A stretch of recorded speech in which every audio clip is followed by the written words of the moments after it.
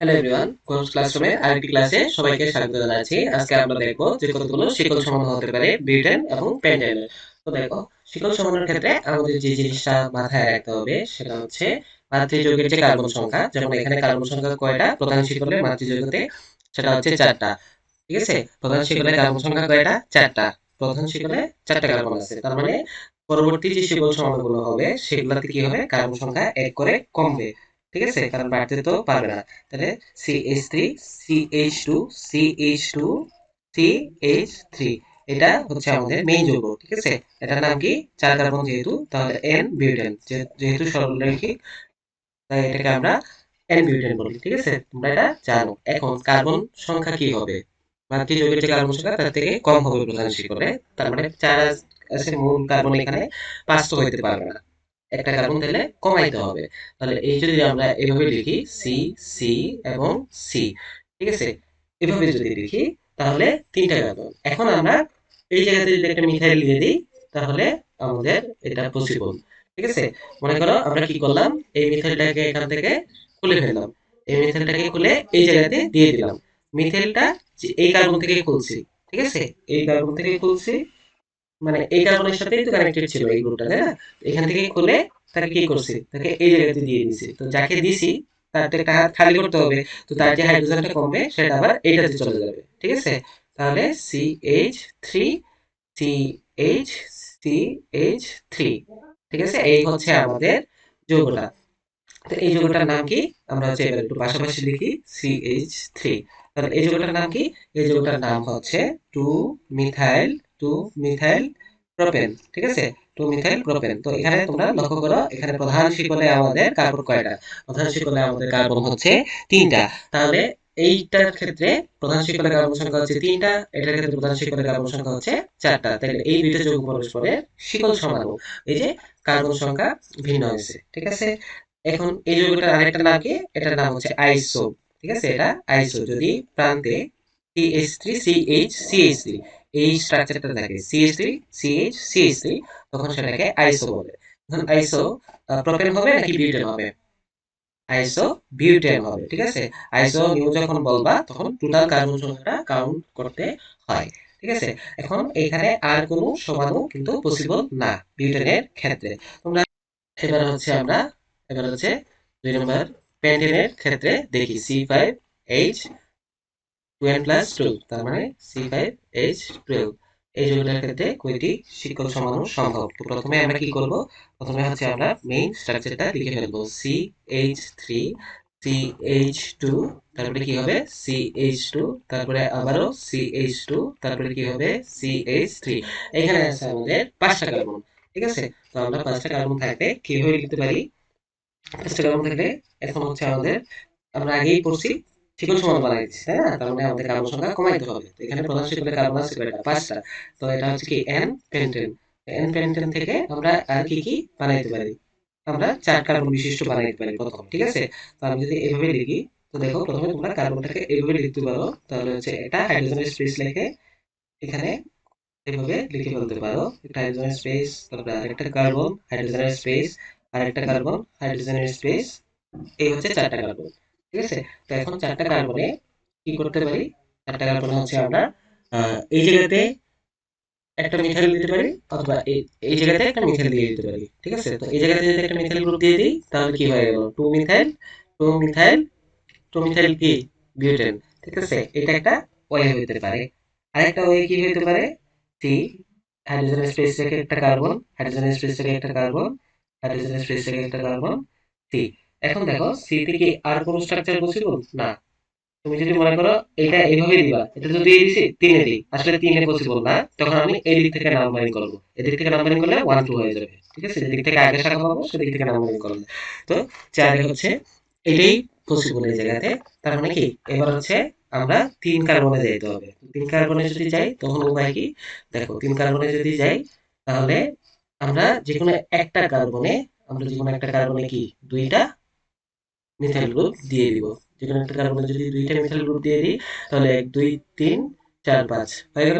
ওই ক্ষেত্রে 5টা কার্বন সম্ভব। এবার হচ্ছে আমরা হাইড্রোজেন গুলো বসিয়ে দিই। CH3 CH2 CH CH3 এখানে দেখো CH3 এটা কি হবে CH3 এটাতে কিছু হবে না 1 2 3 4 চারটা কোঠা পূর্ণ হয়ে গেছে এখানে CH3 তাহলে এই যৌগটার নাম কি এই যৌগটার নাম হচ্ছে 2 মিথাইল বিউটেন তাই না 2 মিথাইল বিউটেন অথবা তোমাদেরকে আরেকটা নাম শিখিয়েছিলাম সেটা কি আইসো আইসো আইসো কি হবে আইসোপ্যান্টেন তাই না আইসোপ্যান্টেন ঠিক আছে তো নামকরণের কনভেনশনটা তোমরা দেখে নিবা আচ্ছা এখানে আরেকটা সিএসি ঠিক আছে তো এই হচ্ছে আমাদের যৌগটা তাহলে এটা কি হবে 2 2 ডাইমিথাইল তাই না 2 2 তারপরে কি হবে ডাই মিথাইল 2 2 ডাইমিথাইল প্যান্টেন নাকি 2 2 ডাইমিথাইল প্রোপেন তাই তো কার্বন হচ্ছে প্রধান শিকলে কয়টা প্রধান শিকলে কার্বন হচ্ছে এখানে তিনটা 2 2 ডাইমিথাইল প্রোপেন ঠিক আছে 2 2 ডাইমিথাইল প্রোপেন অথবা নিও নিও পেন্টেন তাই না নিও পেন্টেন তো এই হচ্ছে কি 1 নম্বর এই হচ্ছে কি 2 নম্বর আর এটা কি 3 নম্বর তো এই হচ্ছে আমরা কয়টা পাইলাম এই হচ্ছে আমরা কয়টা শিকল সমাণু পাইলাম তিনটি শিকল সমাণু কয়টা শিকল সমাণু তিনটি শিকল সমাণু পেলাম তো এখন আমরা প্যাটার্নের ক্ষেত্রে দেখলাম হাইয়েস্ট কি হতে পারে তোমাদের পরীক্ষায় আসার মতো হাইয়েস্ট হতে পারে হচ্ছে 6 কার্বন বিশিষ্ট যদিও এটা বলার কথা না তাও হচ্ছে চলো আমরা 6 কার্বন এটাও দেখে নিই C6 6 গুণা 12 আর 2 14 ঠিক আছে কয়টা শিকল সমাণু সম্ভব তো আমরা দেখি কয়টা হতে পারে তো প্রথম কাজটি এই আমাদের মেইন যৌগটা লিখে ফেলবো CH3 CH2 তারপরে CH2 তারপরে আবারও 1 2 3 4 এটা হচ্ছে 5 আর এটা হচ্ছে কি 6 ঠিক আছে এই হচ্ছে আমাদের 6টা যৌগ তার মানে কি সেগুলো সমান বানাইতে হলে আমাদের কি করতে হবে একটা করে কমাইতে হবে তাই না কারণ বাড়াইয়ে তো লাভ নেই তো এখন সেকেন্ড থেকে আমরা একটা হাইড্রোজেনের স্পেস রেখে দিলাম হাইড্রোজেনের স্পেস রেখে দিলাম হাইড্রোজেনের স্পেস রেখে আরেকটা দিলাম দিলাম 1 2 3 4 5 ঠিক আছে এখানে হাইড্রোজেন তো বসবে ওকে তো এখন দেখো আমরা কি কি করতে পারি জাস্ট একটু বলে দিই আগে তো দেখো আমরা এই জায়গাতে যদি দিই তাহলে কি হলো 2 মিথাইল পেন্টেন হুম এখন যদি আমরা এই জায়গাতে দিই এটা হচ্ছে 2 মিথাইল পেন্টেন ঠিক আছে আবার আমরা যদি এই জায়গাতে দিই তাহলে দেখো 1 2 3 আবার এই পাশ থেকে গণো 1 2 3 3 মিথাইল পেন্টেন এই দুইটা অপশন পসিবল তাই না তাহলে 5 কার্বন বিশিষ্ট দুইটা কম্বিনেশন পসিবল একটা হচ্ছে 2 মিথাইল আর একটা হচ্ছে কি 3 মিথাইল ঠিক আছে আর এরপরে আমরা 4 কার্বনটা দেখবো তো আমরা এখানে দিলাম ঠিক আছে আমরা এই জায়গাতে একটা দিব আর এই জায়গাতে একটা মিথাইল দিব তো এই জায়গাতে মনে করো মিথাইল দিয়ে দিলাম তাহলে CH3 ঠিক আছে এখানে কয়টা বসবে একটা একটা দুইটা একটা তিনটা তার মানে একটাই ফাঁকা আছে এই জায়গাতে দুইটা ফাঁকা আছে এই জায়গাতে দুইটা ফাঁকা আছে এই জায়গাতে তিনটাই ফাঁকা আছে তাই না তাহলে এই হচ্ছে আমাদের যৌগ এখানে 3 হবে তাহলে এটা কি হলো এটা হচ্ছে 2 মিথাইল 2 সরি 2 মিথাইল 2 মিথাইল কি 1 2 3 4 5 দেখো এখানে ছিল 6টা কার্বন এখানে হয়ে গেছে আমার 5টা কার্বন এখানে 5টা কার্বন হয়ে গেছে 1 2 3 4 এবং 5 ঠিক আছে যেহেতু এদিক থেকে মিথাইল আমি আগে পাচ্ছি তাই আমি এই পাশ থেকে নামকরণটা করতেছি 2 মিথাইল কি হবে প্যান্টেন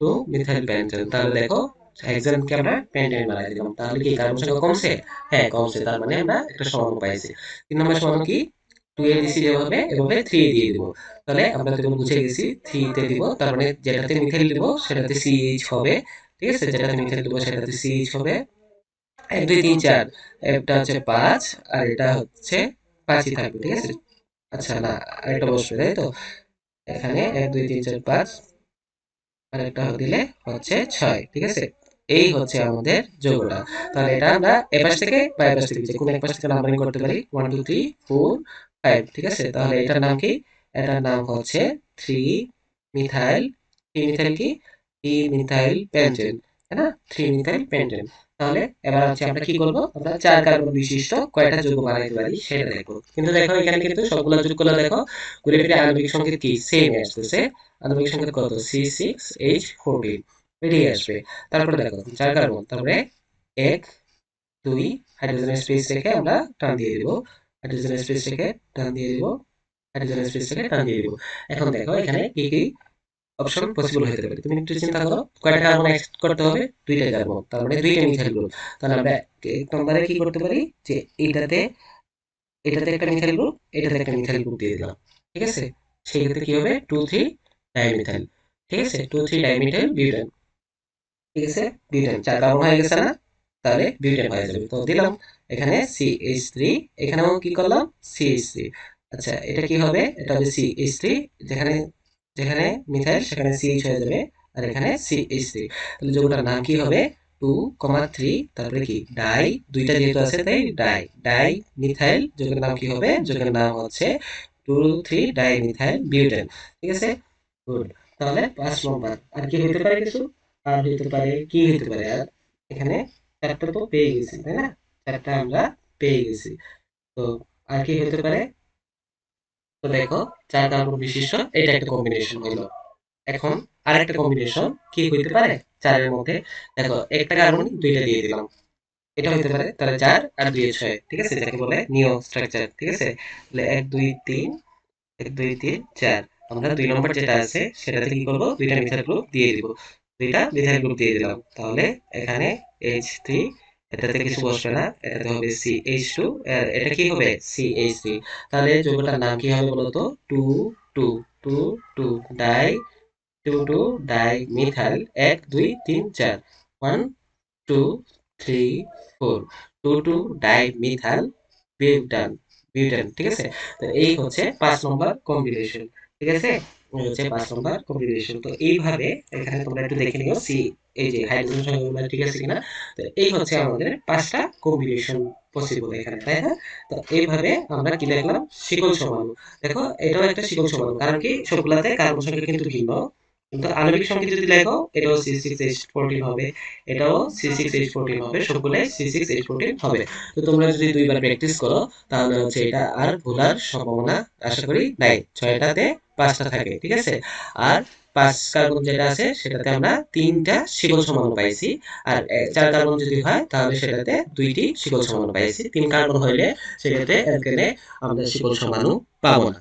ঠিক আছে, আজকের ক্লাস এই পর্যন্তই। তোমাদের যদি ক্লাসটি ভালো লাগে তাহলে সাবস্ক্রাইব করতে কিন্তু ভুলবা না, এবং ডেসক্রিপশনে তোমরা পিডিএফটি ডাউনলোড করতে পারবা। ঠিক আছে, সবাইকে শুভকামনা, দেখা হবে অন্য ভিডিওতে।